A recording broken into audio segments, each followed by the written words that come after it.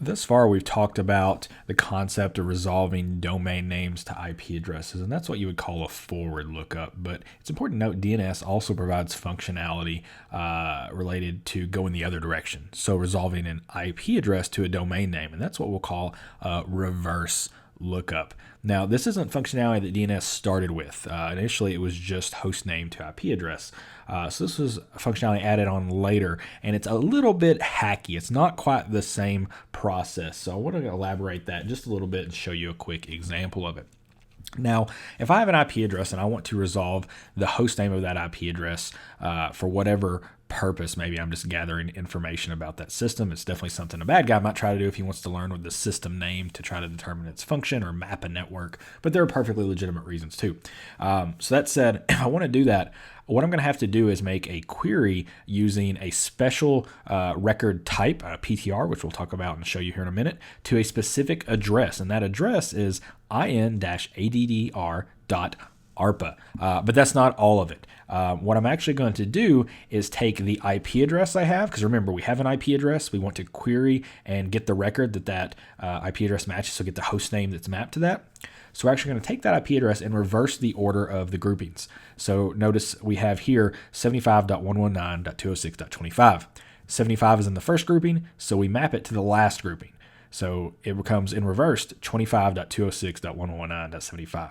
Note, we're not actually reversing the whole thing. We're actually just flipping the order of the groupings here.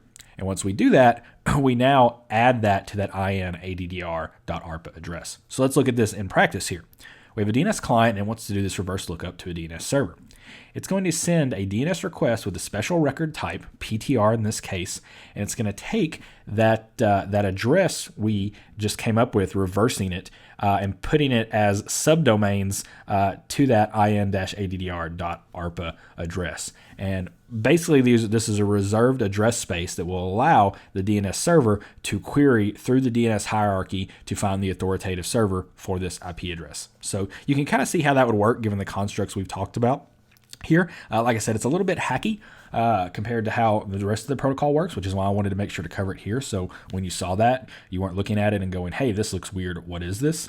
But of course, in this case, this IP address would resolve to chrissanders.org, and the DNS server would respond with the resource record that says chrissanders.org is at 75.119.206.25. So we're querying actually the same record. We're just querying it by IP address as opposed to domain name. So it's a reverse lookup. It's a reverse of what you would expect from a normal lookup.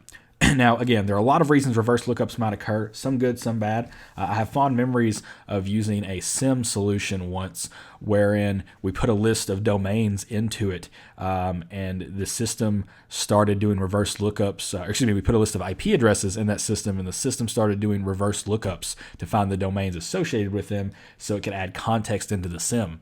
You might think this is to be a good thing, but unfortunately that list of IP addresses was a known list of attacker IP addresses. So the SIM was performing reverse DNS lookups to attacker infrastructure, which is never a good day. So that was quite unfortunate. We had to bang our heads against the wall and talk to someone to figure out how to get that disabled on the SIM so that didn't happen again. But nonetheless, this is the general format you'd expect to see for a reverse lookup. I want to show you an example now of a DNS reverse lookup, but I'm actually going to show it to you in TCP dump. I want to switch around a little bit and show you what other output looks like. We've looked at a lot of DNS queries already, and Wireshark and ultimately Tshark is going to be basically the same thing. The line-based output will be the same as the lines of the packet list window. So I want to show you what this looks like in TCP dump because it's going to be a little bit different, and if you're using TCP dump, you want to know what you're looking at in this case.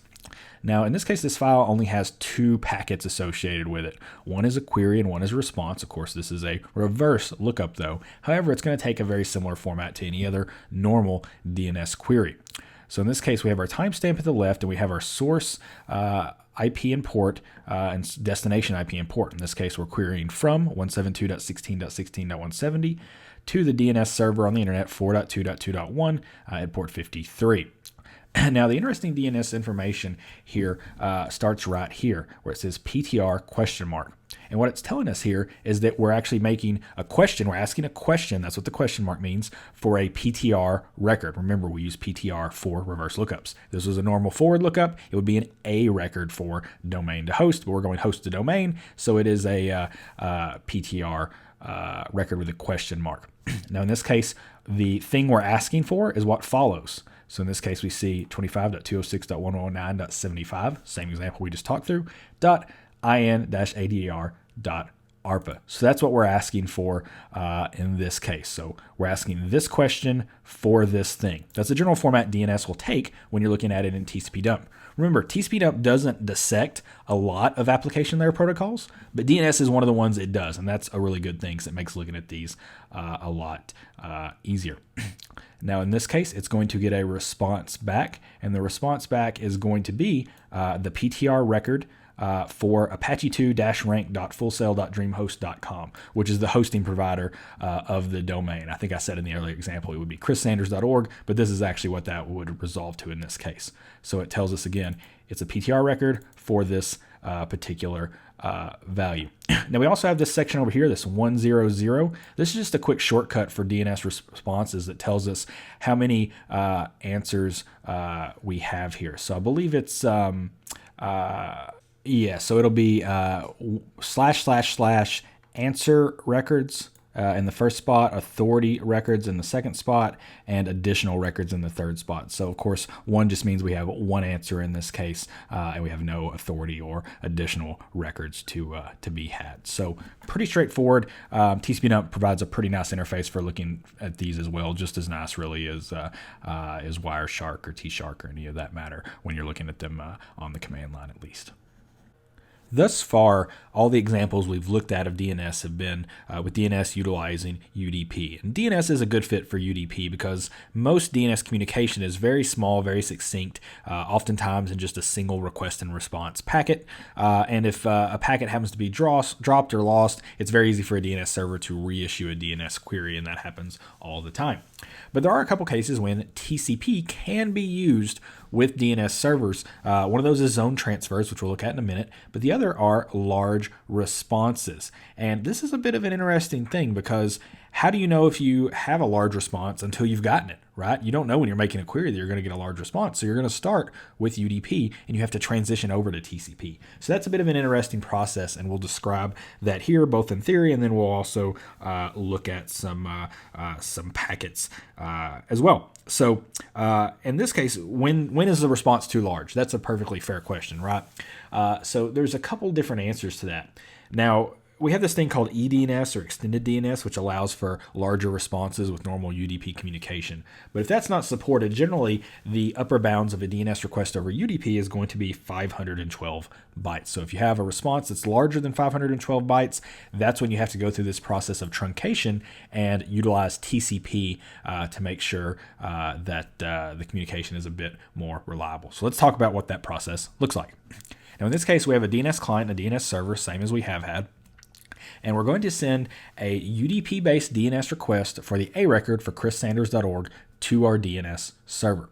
Now, in this case, the payload size is larger than that 512-byte threshold. The DNS server knows this, so it's going to send a response back. It's going to send a UDP DNS response back that's going to contain as much data as it can fit. Now, that's not to say it's going to contain the entire 512 bytes, but it will contain every resource record that it can fit before that 512 bytes is met. So it won't cut a resource record off in half. It'll stop before that.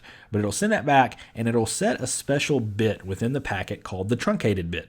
It'll send that back, and once the client sees that the truncated bit is set, the client knows that this response is too large to go over UDP, and it must reinitialize the connection utilizing TCP.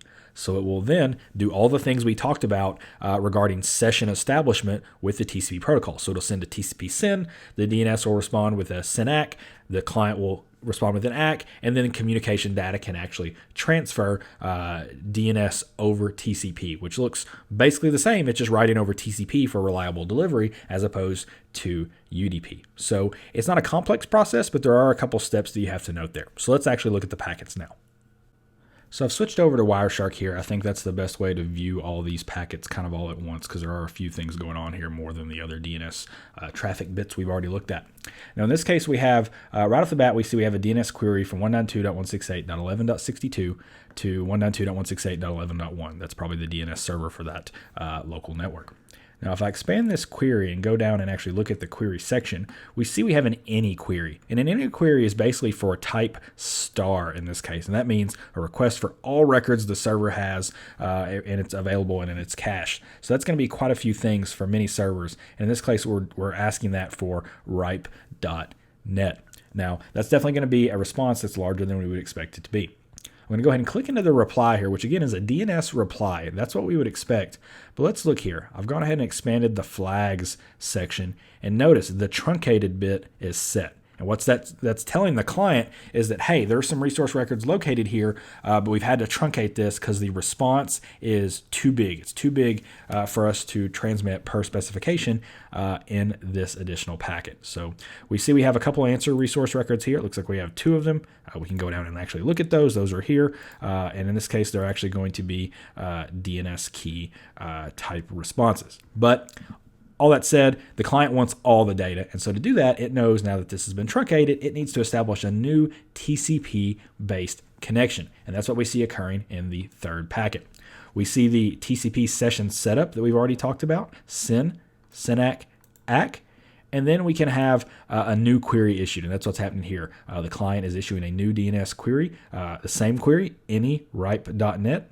We have an acknowledgement number, and then we see data starting to come back. That data is transferred across the wire, and then the session is torn down gracefully. So we have FINAC ACK, and then a final ACK. So we have a normal TCP session following our UDP session here.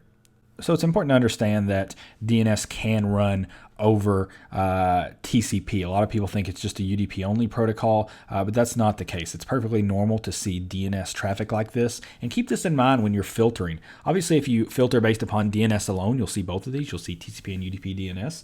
But if you try to filter based upon UDP port 53, then you're going to miss any potential TCP DNS that might be going on. And again, this is perfectly normal for large responses. Zone transfers, which we'll talk about in a minute, a little less normal. But again, the key takeaway here is that DNS can operate over UDP and TCP when the response size is above a certain threshold, in this case 512 bytes. So we've already talked about one way DNS can utilize TCP instead of UDP, and now I want to talk about the other way, and that's a zone transfer, which we've alluded to a little bit already.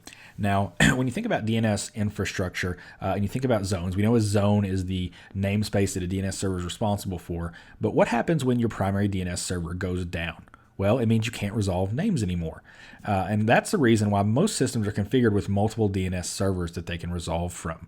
Often, organizations will have a primary DNS server and a secondary or backup DNS server. The backup DNS server isn't always used, but basically it maintains an entire copy of this zone that the primary is responsible for, such that if the primary goes down, clients will start querying the secondary who has all that zone data.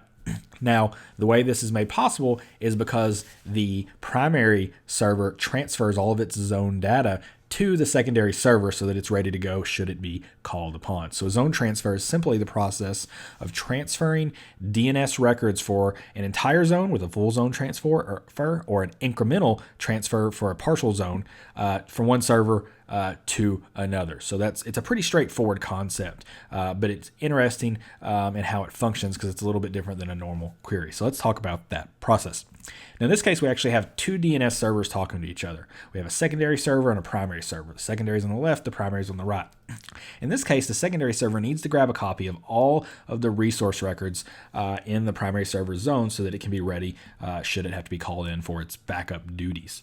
To do that, it's going to generate a DNS request. It's going to use the normal DNS request process, but it's going to do that using a special resource record type, and that, in this case, is AXFR, a special message or query type, which is AXFR, which means full zone transfer. And it's going to do that for the authoritative zone. In this case, it'll say it's chrissanders.org. The DNS server is then going to respond with all of its resource records.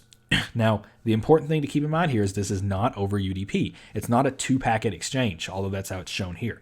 It's actually over TCP. So before any of this occurs, we have the whole TCP session setup process, send, SYN-ACK, ACK, and we have the whole TCP teardown with the sequence of fins and FINACs and so on. So that's important to keep in mind, and we'll show that to you here in just a moment.